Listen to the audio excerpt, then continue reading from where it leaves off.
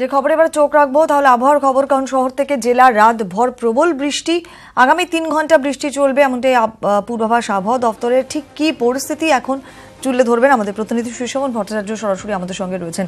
সুশোভন, আমরা যারা দেখেছি গত 11টি দক্ষিণবঙ্গের 11টি জেলাতে গতকাল থেকেই বলা যেতে পারে রাতভর বৃষ্টি চলছে, এখন কি অবস্থা? তুমি এই মুহূর্তে বাইরে রয়েছো, কি অবস্থা বাইরের পরিবেশের?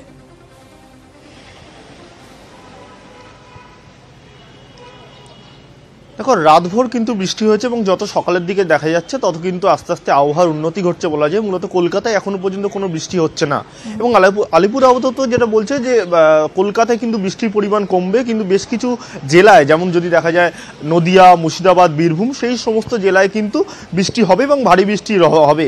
এবং আর এই 3টে জেলা বাদে যে বেশ কিছু জেলা রয়েছে সেখানে বিক্ষিপ্তভাবে হালকা এবং মাঝারি বৃষ্টি হবে এবং উত্তরবঙ্গ বেশ কিছু জেলায় বৃষ্টি হবে। মূলত যদি দেখা যায় যে এই যে আবহাওয়া, এই আবহাওয়া আস্তে আস্তে কিন্তু বৃহস্পতিবার থেকে মানে আগামীকাল থেকে কিন্তু আবহাওয়ার কিছুটা উন্নতি ঘটবে। কলকাতায় সকালবেলা যে বৃষ্টি হয়েছিল তা কিন্তু ইতিমধ্যেই কমে গেছে এবং এখনো পর্যন্ত যে রোদের যা দেখা যাচ্ছে, রোদ কিন্তু একটু একটু করে আস্তে আস্তে আসছে এবং মাঝে মধ্যে কিন্তু হালকা বৃষ্টি হওয়ার সম্ভাবনা থাকছে। সব মিলিয়ে জেলায় কিন্তু বৃষ্টি থাকছে এবং কোনো কোনো জায়গায় শিলাবৃষ্টি হতে পারে। ধন্যবাদ সুশোভন।